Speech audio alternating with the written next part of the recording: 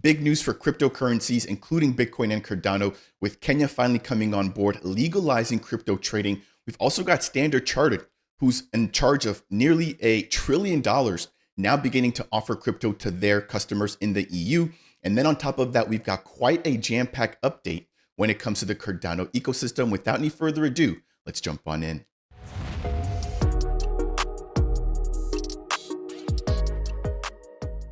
What's up, gang? Welcome to Dapp Central, your home for everything blockchain and crypto. I'm your host, Fareed. As a part of today's video, and as always, we're diving into Bitcoin, looking at the macro markets, seeing exactly what's been going on, and then, of course, diving deep into Cardano and the growing ecosystem. So first things first, we've got the World Mobile team announcing the official launch of their testnet. We've also got Zengate releasing a pretty interesting documentary about some upcoming RWAs, or some upcoming integrations that we can see with their RWA platform.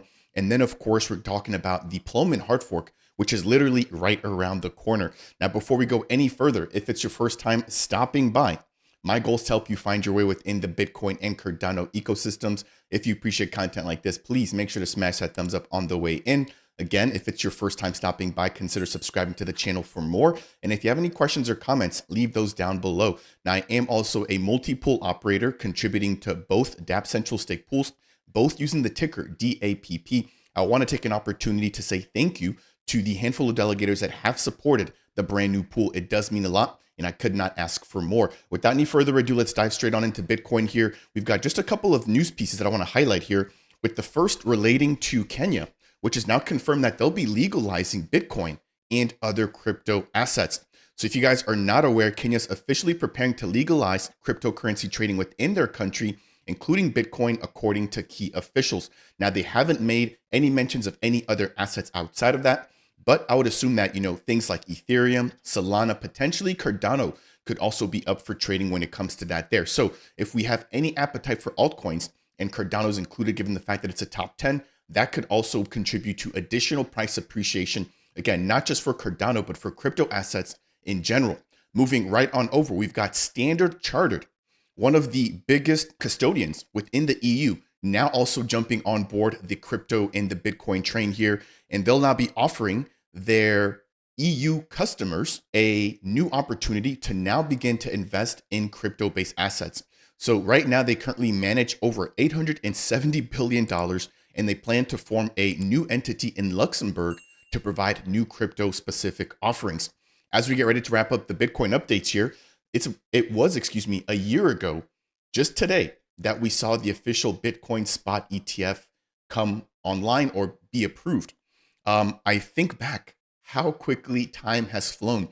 I remember right before the spot ETF was approved, how the SEC's Twitter got hacked. People thought that, it was approved a day early, then it wasn't, then it was, and just all the shenanigans that happened after that. Of course, ETH has now gotten its own spot ETF since then, but just looking back, right, how quickly the space has evolved and where we could potentially be 1 year from today. So that'll do it there for Bitcoin updates. Let's jump right on into Cardano. We've got a pretty big update here when it comes to the Cardano Node version. Shout out to Samuel Leathers here, who's contributed to a lot of the development for the core Cardano node here. And now we have version 10.1.4 for SPOs to upgrade to, and I'll be working to upgrade to that particular node version myself here. But there's been a potential DDoS attack that is lurking, or at least the vulnerability, right, that allows for a DDoS attack to take place, that's lurking in the code for the node version before 10.1.4. So it states here that this is required in terms of the version upgrade for all stake pools and relays in order to mitigate a potential DDoS or a denial of service attack following the hard fork to protocol version 10, or when we actually bring the Plomin Hardfork online. Now I want to dive into exactly where we stand with that.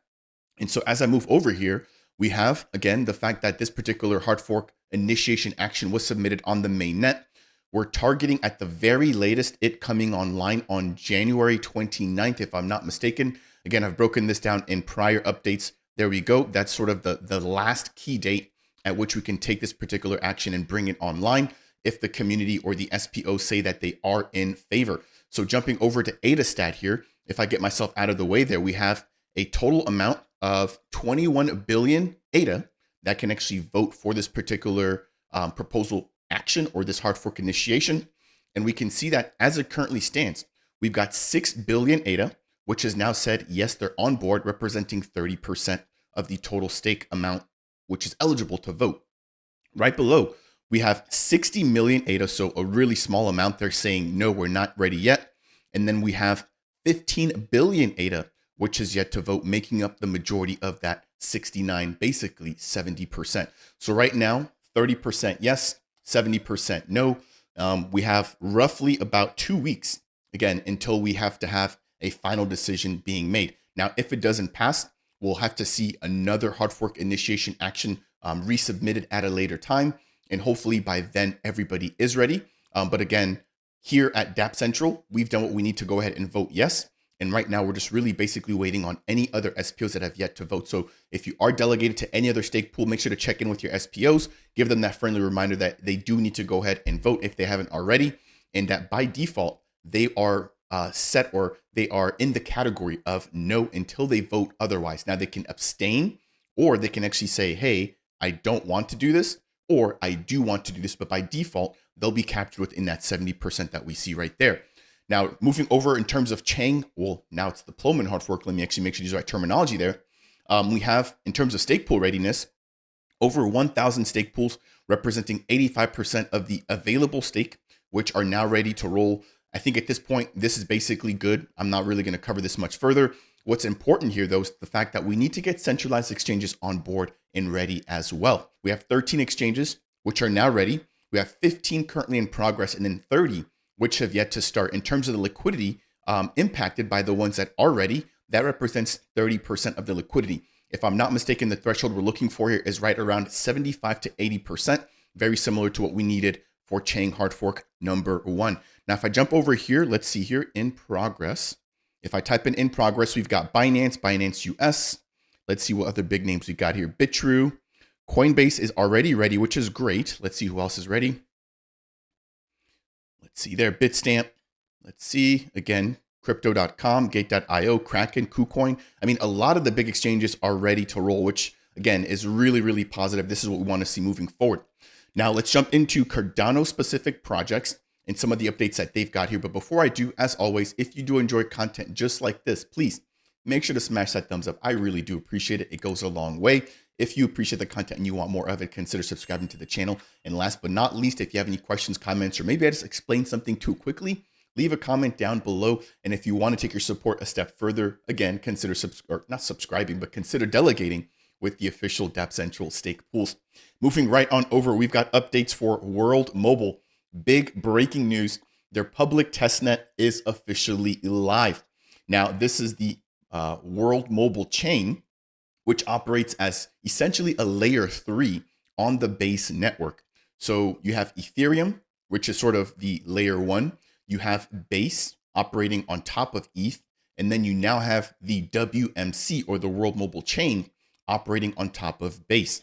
So again, it states breaking news, the World Mobile chain public testnet is now live. It's not just a blockchain, it's a movement redefining telecoms through decentralization and through DePIN. Again, it breaks down the fact that this is an EVM compatible layer 3, all being powered by the WMTX token, which if you've missed it, the portal is back open for good this time. So there's no rush to migrate your tokens. If you currently hold WMT on Cardano, which a lot of people do, you can now go ahead and actually swap that into WMTX on Base, ETH, BNB, or just keep it on Cardano. Now, last but not least, the World Mobile chain will be powered and governed by the 1,000 hard-capped Earth nodes, which are currently available for sale on jpeg.store. And then they'll also be powered by the Air nodes, which provide connectivity for users on the ground. Now, moving over into what actually comes next for World Mobile, it reads, our testnet launch marks the beginning of a landmark start for 2025, which also includes the debut or the rollout of their USA phone plans and the additional release of the mainnet for the WMC. Now, they're also going to be launching a grant program to foster unstoppable creativity. They'll also be funding projects to push connectivity to the outer edges of possibility. Moving over here, I am trying to load the World Mobile Stats Explorer. I'm still having a little bit of issue here, but rest assured that once this team gets this up and running, I'll make sure to get some content surrounding that. And if you aren't already aware, every other week we live stream and we break down all the latest updates here when it comes to World Mobile. And we'll be doing that on January 11th at 8 p.m. UTC. I hope to catch you guys there for this particular live stream, where we'll be highlighting some of the most recent Earth Node and Air Node updates, as well as, of course, the recent testnet launch. As we get ready to wind things down here, let's talk a little bit about Zengate and the fact that this team is now going into full production mode. Now, Zengate has what they call the Plomin ecosystem, and that's basically a platform that allows for commodities to be traded from the creators of whatever that commodity is, whether that's tea, oil, nuts, etc., directly, right, to purchasers, removing a lot of the middlemen, which typically, right, are able to sort of price gouge and keep a little bit of that profit, therefore reducing, right, what the actual farmers on the ground are able to get. Now, this is Daniel Friedman here. We've also got Theo, aka Chef, and they're basically promoting what they call the Lithio or the Litio must follow, meaning the lithium must follow. Now, right now, they've got tea. They're now working on adding Greek olive oil onto their platform. And they're potentially now what it seems like, at least eyeing lithium as well. So there's an exclusive screening taking place in Tokyo and Osaka, which is the birthplace of Cardano, if you guys aren't aware. And of course, we got Daniel Friedman here, who was basically there at the inception of Cardano, working right alongside Charles, who will be starring in that particular short documentary.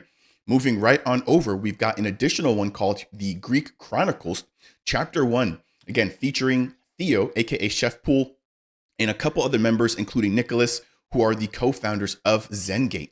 Now, I'm going to just sort of let this roll here in the background. I literally just got done watching this myself, but they break down the entire process. They talk about sort of the benefits that the palm economy will be able to provide in bringing on this pure Greek olive oil, which is really highly sought after. And here they're breaking down literally the source of which, or at which, they're able to collect such a fine quality of oil. Again, their goal is to cut out the middlemen and to reward these workers that you guys see right there in the background, actually picking these olives straight from the tree. And so this is only chapter 1. But so far, so good. I love the production quality, and I love the focus here on the real world impact. So if you were to ask me, when it comes to RWAs, when it comes to things like this, to be able to sort of step outside the crypto realm and to really be able to show the real world impact that this will have is, I think, a way to not only connect, but a way to really market the power of the palm economy. So shout out to that particular team. As we get ready to wind things down here, they do have an upcoming token sale, and this will be for their public sale, which takes place on January 21st. So save that date. If you're interested, I'll make sure to definitely remind you guys here as that date comes closer. And if you want to watch that exclusive documentary here with Daniel and the rest of the team, they do have it available on the stuff.io platform, where you can buy their NFT and of course get access once that becomes available. They've also got a nice little teaser and a trailer here.